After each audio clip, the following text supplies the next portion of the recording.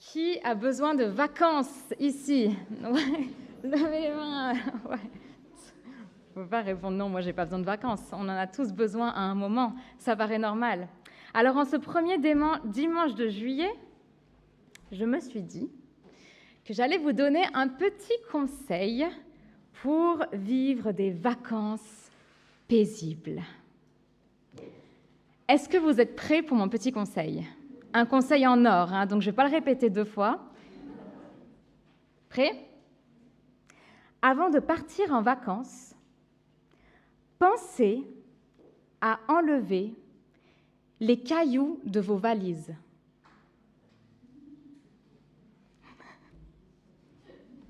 Et là, vous me regardez genre, il n'y a pas de cailloux dans ma valise. Vous vous y attendez certainement pas, mais détrompez-vous, ce conseil est précieux parce que très souvent, on a des cailloux dans nos valises et on ne s'en rend même pas compte. Ce conseil, il ne vient pas de moi, mais de Pierre dans la Bible, et je vous invite à voir sa version littérale dans sa première lettre au chapitre 5. Courbez-vous donc humblement sous la main puissante de Dieu, afin qu'il vous élève au moment qu'il a fixé. Déchargez-vous sur lui de tous vos soucis, car il prend soin de vous. Soyez lucides, veillez, car votre ennemi, le diable, rôde comme un lion rugissant, cherchant quelqu'un à dévorer. Déchargez-vous de vos soucis sur lui, car il prend soin de vous. Quel conseil réconfortant, n'est-ce pas?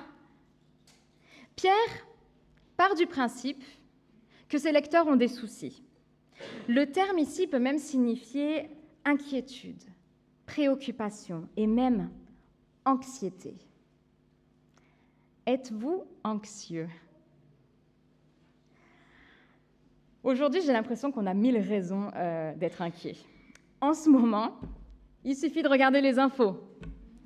Non seulement les nouvelles sont inquiétantes, mais en plus, on a des images, des photos et des vidéos qui le prouvent, qui prouvent qu'on a des raisons de s'inquiéter.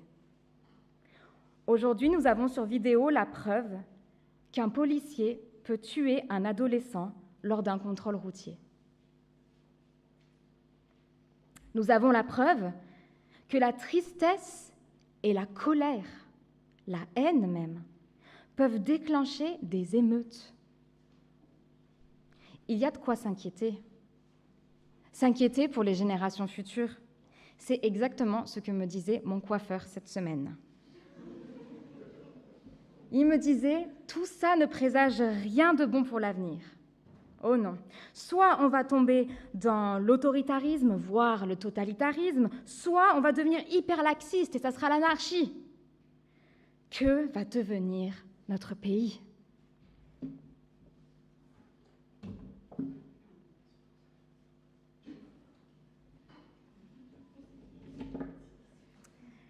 Inquiétude.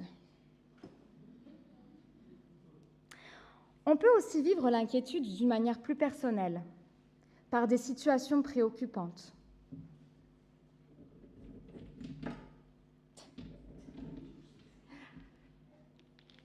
Par des soucis de santé, des tensions dans la famille, des besoins financiers, un travail exigeant, oh là là, des décisions à prendre. Et puis, il y a ce fameux, je ne sais pas si vous le connaissez, cette inquiétude qui trouve son origine dans ce « et si ». Deux mots qui ont la capacité de provoquer un raz-de-marée intérieur. Et si j'ai laissé le fer à repasser allumé?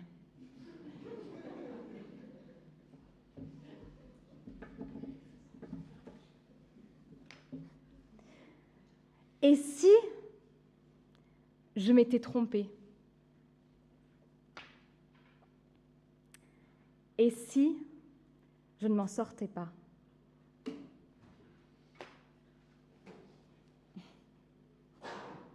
Ça devient lourd, hein? Certaines inquiétudes sont légitimes et naturelles. Même, je pense qu'en tant que chrétien, on peut avoir de bonnes et belles préoccupations. Vous voyez, comme avoir le souci de la vérité, avoir le souci de la justice, le souci d'aimer son prochain. Mais ces préoccupations peuvent nous consommer. Elles peuvent nous peser. Et c'est ce dont il est question dans ce texte.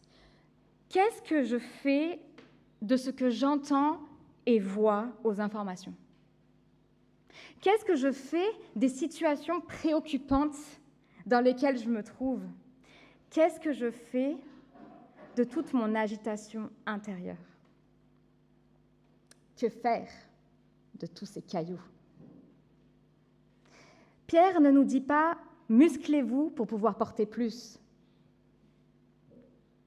Il dit « débarrassez-vous de l'inquiétude. Faites du ménage. Déchargez-vous de vos soucis. » Un prédicateur disait « Le regret porte les fardeaux d'hier, le stress porte les fardeaux d'aujourd'hui, l'inquiétude porte les fardeaux de demain. » C'est beau, hein? Pourquoi sommes-nous inquiets? Eh bien parce que notre cerveau est programmé pour anticiper. Et parfois, dans notre anticipation, on imagine le pire. Et si j'ai laissé le fer allumé, le fer à repasser allumé plutôt, la maison va prendre feu. Voilà. On s'inquiète d'une menace future. On se sent en danger par rapport à ce que l'avenir nous réserve. Tout simplement parce que ce n'est pas nous qui écrivons cet avenir-là. Demain est incertain. Et l'inquiétude, finalement, c'est avoir peur par anticipation. C'est craindre aujourd'hui ce qui va arriver demain. Pourquoi sommes-nous inquiets? Parce qu'on veut tout gérer. Parce que notre désir profond est d'avoir prise sur les autres et sur notre avenir. Et quand les choses ne se passent pas comme on l'avait prévu, on panique. Nous voulons transformer l'incertitude de nos lendemains en certitude. On maîtrise et on croit pouvoir, et même devoir, régler les problèmes de notre vie par nos propres forces, notre sagesse et nos ressources. Nous croyons que demain nous appartient. Pourquoi sommes-nous inquiets? Parce que nous sommes orgueilleux. C'est pour ça que le conseil de Pierre est en fait basé sur le verset précédent. Courbez-vous humblement sous la main puissante de Dieu. On a dans cette expression une petite expression, la description quand même de toute la souveraineté et la toute-puissance de Dieu. La main puissante de Dieu fait ce qu'elle veut. Pierre parle ici à des chrétiens qui sont persécutés à cause de leur foi en Jésus-Christ. Leur principale inquiétude était de savoir s'ils seraient en vie ou pas demain. Ce qui est étonnant, c'est que Pierre ne mentionne même pas les persécuteurs, comme si tout ce qu'ils vivent n'était pas un accident. Ce qui t'arrive n'est pas un accident sous la main de Dieu. Ça ne lui a pas échappé. Courbez-vous humblement sous la main puissante de Dieu afin qu'il vous élève au moment qu'il a fixé. Pour pouvoir se décharger réellement de nos préoccupations, de nos soucis, de notre anxiété, nous devons passer de l'orgueil à l'humilité. Nous devons passer du « c'est moi qui gère » à « c'est Dieu qui gère ». Et je crois que ces quelques mots de Pierre nous invitent à le faire en 3 étapes. Vous êtes prêts? La première étape, ça pourrait paraître banal, mais c'est s'approcher de Dieu. Déchargez-vous de vos soucis, jetez-les à Christ. C'est un acte intentionnel. On est dans de l'action. Pierre ne dit pas « laissez tomber ». Il dit « prenez vos soucis et jetez-les au pied de la croix ». Ne laisse pas l'inquiétude te pousser à abandonner ou à renoncer, mais confie tes soucis au Seigneur. Confier ses préoccupations à Dieu, ce n'est pas demander à un ami de prier pour vous. Alors, bien sûr, c'est une excellente idée de demander le soutien des frères et sœurs, mais ce n'est pas ça, confier ses soucis à Dieu. Si nous voulons décharger sur lui nos soucis, il faut que nous apprenions à nous arrêter dans notre marche, à nous poser et à lui parler, tout simplement, de ce qui nous pèse. Parce que dans le fond, le Seigneur est le seul à pouvoir porter le poids de notre inquiétude. Vous savez, je pense que la prière, en théorie, devrait être notre premier réflexe. Mais dans la pratique, pas du tout. Enfin, personnellement, quand je sens la piqûre de l'inquiétude dans mon cœur, naturellement, je vais essayer de vite régler le problème, seule. Et quand j'y arrive pas, et que je galère vraiment, et que c'est là que je demande de l'aide à Dieu. Mais pourquoi la prière n'est pas notre premier réflexe? Proverbe 3, verset 5 dit « Confie-toi à l'Éternel de tout ton cœur et ne t'appuie pas sur ton intelligence. Dans toutes tes voies, reconnais-le et il aplanira tes sentiers. » Quand nous nous confions à Dieu, faisons-le de tout notre cœur, c'est-à-dire avec sincérité et confiance, avec nos doutes et nos questions. S'humilier, ça ne veut pas dire se flageller ou se rabaisser. S'humilier, c'est reconnaître notre juste place.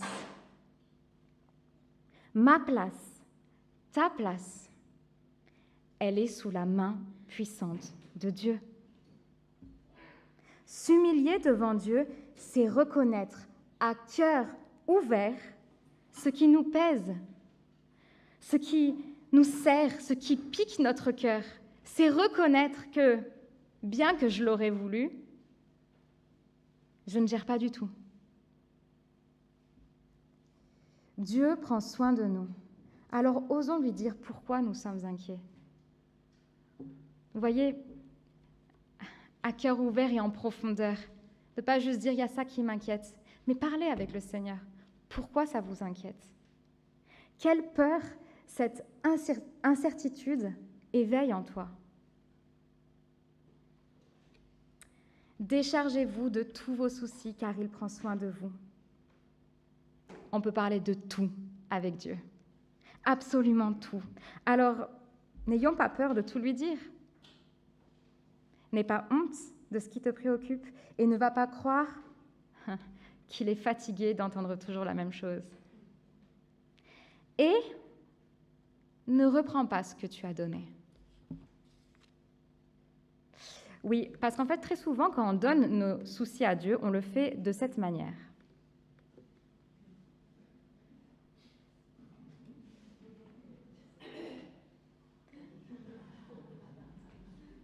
Que pensez-vous de ce bonhomme?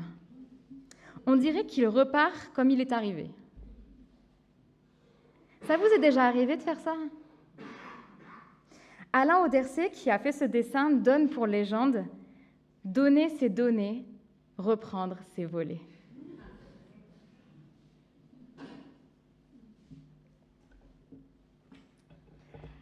S'approcher de Dieu pour lui confier toutes nos inquiétudes, c'est déjà un pas formidable. Mais nous devons aussi apprendre à lâcher nos inquiétudes.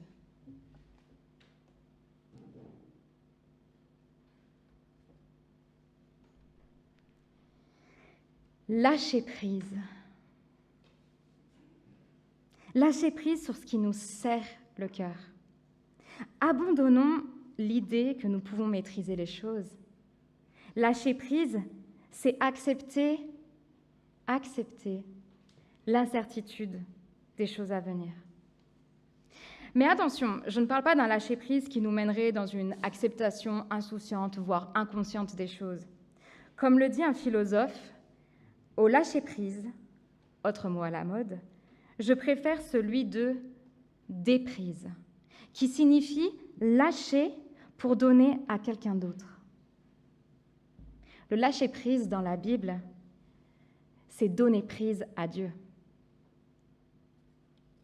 C'est sous la main puissante de Dieu que nous nous plaçons.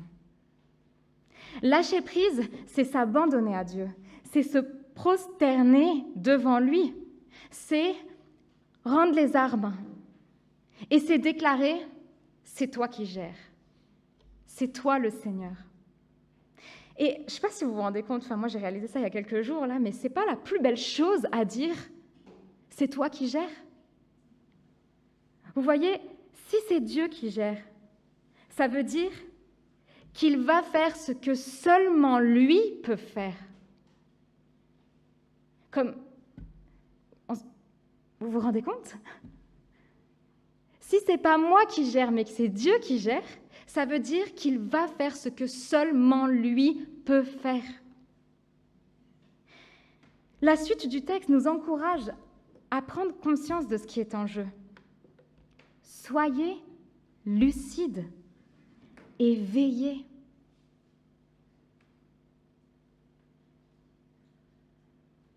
Soyons lucides. Osons ouvrir la valise de notre cœur et sortons les cailloux un par un. Ne laissons pas l'ennemi jouer avec nos inquiétudes. Ne laissons pas le diable voler notre joie ou notre paix. Dieu ne veut pas seulement transférer le poids de notre inquiétude, il veut transformer notre inquiétude en paix. Il veut transformer notre orgueil en humilité. Quelque part, chaque caillou est une occasion pour Dieu de faire quelque chose de beau. Chaque caillou, ça vaut la peine d'ouvrir. S'approcher de Dieu, ok. Lâcher prise pour le laisser maître de ma vie, ok. Et après, ces versets contiennent non seulement des conseils, mais aussi des promesses. Lâcher prise, c'est un mouvement salutaire pour nous, car il nous permet de saisir à pleine main les promesses de Dieu. La main de Dieu est suffisamment puissante pour nous élever au moment voulu. Et le cœur de Dieu est suffisamment bienveillant pour prendre soin de nous.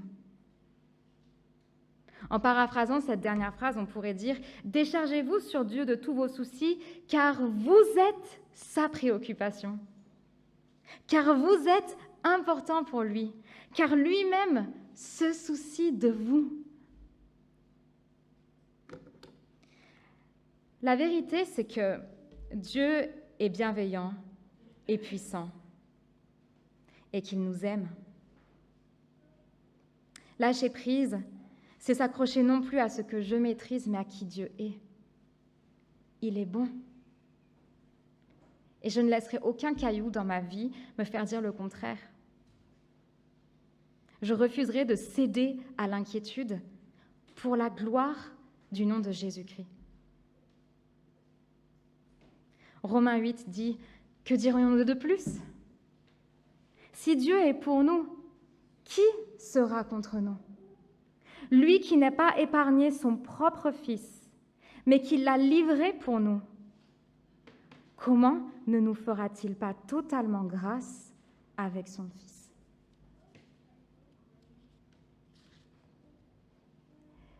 Chers amis, cette parole de la part de Pierre n'est pas juste un conseil pour voyager léger. C'est un mode de vie. Je vous encourage à prendre quotidiennement le temps de vous approcher de Dieu pour déposer à ses pieds absolument tout ce qui vous pèse. Qu'en lâchant ce que vous croyez être à vous, Dieu vous fasse la grâce de voir qu'il est le véritable propriétaire de vos lendemains. Et qu'ainsi, votre confiance en ses promesses soit aussi solide que le roc.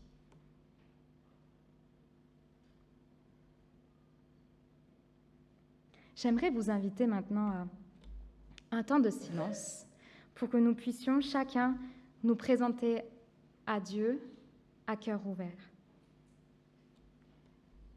Qu'est-ce qui te pèse aujourd'hui? Quelles inquiétudes Dieu te demande de lâcher? Quelle promesse est-il en train de souffler à tes oreilles en ce moment?